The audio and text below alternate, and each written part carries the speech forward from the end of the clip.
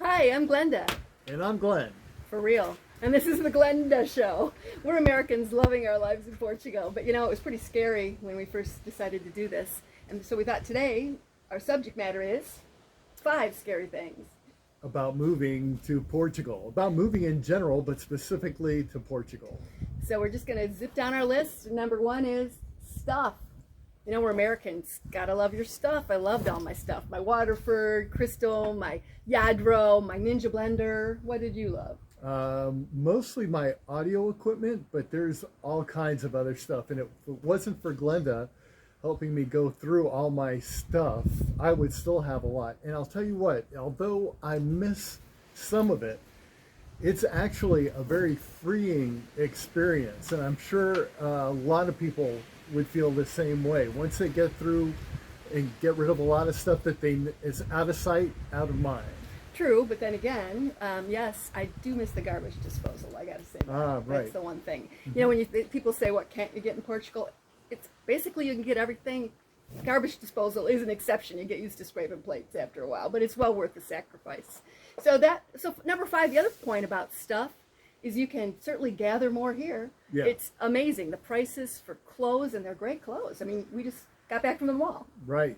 Very successful shopping trip. Nice clothes at great prices. So it's kind of fun to bargain hunt here. Yeah, it's really, and there's every kind of store you can imagine. There's 2 malls within 15 minutes of us. It's terrific. So stuff is really, got to give it the, stuff is not a problem. Yeah, you'll miss it a little tiny bit maybe, but you can collect all kinds of great new stuff. And number 4 is Quality of life. All right, stop. I didn't know you were going to hand that over to me, hon. That was my cue. scary thing about moving to Portugal is quality of life. Everybody asks about that. What's it going to be like? We can't even describe how amazing the quality of life is here. It's just incredible. From the people, the seafood, the weather. Look at this. Yeah, it's everything. I mean, it's a completely different mindset also. I mean, we go driving to anything, whether it be to just get groceries, go shopping, and you're looking at rolling hills instead of strip malls. Right. We were laughing about that today, saying the drive is so pleasurable here. Every day is so exciting. They say that there's over 300 days of sunshine a year in the Algarve where we're at. And we've been here just over a year now, and I think we can absolutely endorse that. Yeah, we can attest to that, no question about it. It is just amazingly gorgeous, and they call this the area of light, and we can certainly attest to that also. There is something about the quality of light here. It just seems like everything is so much more clear and crisp. And that has to do with air quality too, Yeah. truthfully. I mean, you don't realize without the kind of industrial and with the beautiful, we're right near the ocean, so the winds, you might even see it behind us, we get this beautiful breeze. The air quality is incredible. You don't realize it, frankly, until you go back to the States, and then you realize, wow, you're actually breathing some not so great air every day. Here, stunning, and the food, we haven't even really talked about the food. Yeah, there are amazing restaurants. I mean, if you're stuck on Arby's and Jack in the Box, then this might not be the place for you. But even though you do see the occasional McDonald's and Burger King, and if you get a hankering for that, then they're here. But first of all, the groceries are amazing and reasonable. So if you like to cook, then this is going to be a paradise.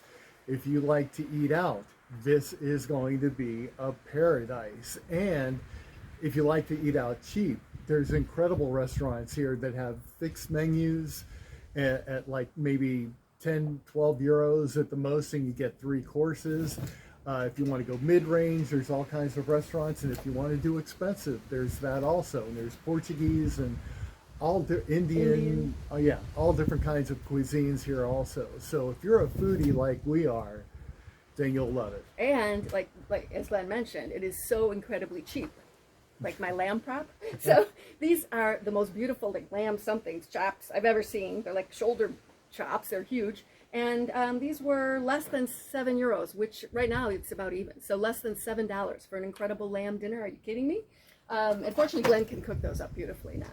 And we got these at a shop called Lidl, which is very much akin to Aldi in the States and in Europe. They have Aldi here also. So again, those are the two like sort of discount grocery stores. But then beside that, there's a store called Intermarché. There's a grocery store called Pingo Doce and Continent. So there's three other major food chains here. So you will not be looking for groceries. Right. Anything that you want pretty much is Yeah. going to be here. There may not be all the brands that you have in the States, but there will be something similar that you can substitute. But there is Heinz ketchup, because that's really all that I care about. And truthfully, there is the British supermarket that you can also go to, pay a little bit more if you really crave some sort of brand. They have quite a few that are missing. But the point is, the food is amazing. The quality of life is incredible. I mean, really, the quality of life here is so much better. I cannot tell you that's not something to be scared about. Okay, so number 3, boredom. I just don't understand that. We had some people visit, and we had a nice conversation, and about halfway through they said, well, what do you do? And that kind of stuns me, because like I was telling Glenda, my main activity is trying to figure out how I'm going to fit all my activities in the day. I tell friends of mine, since I've moved here, I feel like I'm in adult summer camp. I play tennis, I go swimming, we're talking about going out to eat, but even doing the day-to-day chores like shopping, when you're in a place that is so beautiful, it is inspiring. There's so much to do here, and we should probably talk about internet while we're at it. We might have done that in the last one, because everybody asks us, oh, how can you communicate, and what about internet? Well, we rented for 4 to 6 months before I think we even bought, at least. And all the places had terrific internet, very good internet, I should say. And since we moved in, you're certainly more of an expert on what we put in here, but we got internet that Glenn is working. So yeah, I work from home, so I have to have a good internet connection, and we can get into that on another video. But one of the things also that we did when we first arrived was join the Casa Social Club. Mm-hmm. And one of the events was the Motor Meander, and we had to name our particular team, and we were driving a rented Fiat Panda, so we became the Panda Pirates, and look at that, we won first place. Thank you very much. That will live in infamy. So no boredom. No, not even a factor. No, and plus there's so many markets and festivals, and you could do something every single weekend here, every single day. Music, there's live music everywhere. There's a great little place in the marina near here, Lazy Jack's, where we go and we can listen to jazz on the weekend. And yes, that's another thing that we can just do a whole other video on. And by the way, if you like this video and you would be interested in getting our take on other things, like things to do in the Algarve, one of the other videos we're thinking about doing is a tour of our place, because we looked for, like Glenda said, about 6 or 7 months. And when we landed on this place, we were both victims of love at first sight. And we are so glad we live here, and we would love to show the place off. So let's move on. Number 2. Speaking Portuguese. Oh my God, how can I possibly move to Portugal? I don't speak any Portuguese, and it's too late for me to learn another language. So one of the things that make assimilation, especially in the Algarve, so easy is that practically all the native people from the Algarve speak English.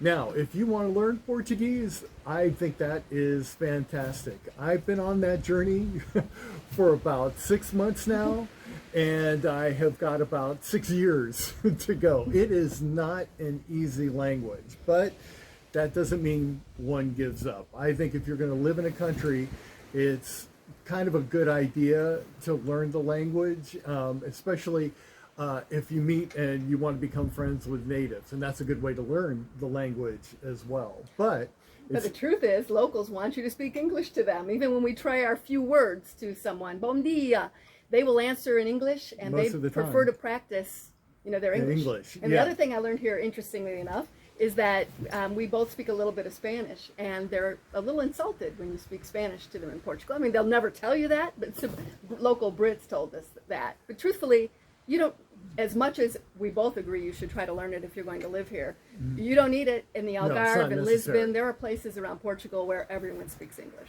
Right. And here, Brits have been retiring to this area, Oh my the God. southern coast, for generations. Yeah. So that's why everyone here speaks English. It's pretty amazing. So shall So we do let's the move on. number The one? final scary thing is your family and friends, leaving them behind across the ocean. That's a tough one. Yeah, it is. So for me, I have a son, and I have some fabulous friends in Michigan, and I have a son in California. So that was really tough. I'm very close to my son. Of the 5 scary things, this is the one that isn't simple to refute. It's something you really have to deal with the challenge, and I would say WhatsApp and phone calls, frankly, that are free, enable me to talk to him probably more now than I did when I was across in Michigan and he was in California. Not only that, but now friends and family are really interested in what we're doing because we're like on this exotic adventure. So they want to know, what we're doing, what's going on, and it's really fun to share this with folks. And we try to gently nudge any of our friends and family who have the means and the inclination to come visit with the idea, hint, hint. Maybe you'd like to move out here also. So yeah, if you move out of the country, obviously, there are going to be things that you miss. Friends, family, some of the stuff, but when you weigh that against the advantages of being here, it is just a no-brainer. And it is so much cheaper. Yes, you really can live here. People say it, they tout it, but the truth is we live it every day, and we have for a year, and it is significantly, I would say at least 40% cheaper here. I mean, we live in this stunning place, and this is a place that would be insanely expensive, this beautiful villa anywhere else in the States.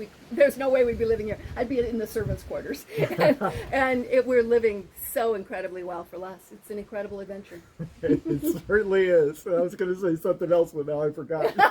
Well, that speaks to retirement. At least I'm retired. So let's, I would say the one thing we wanted to finish with was something that we couldn't leave out. And that is Good, cheap wine. €2 a bottle. Yeah, it's our version of $2 chuck. It's incredible. It's insane.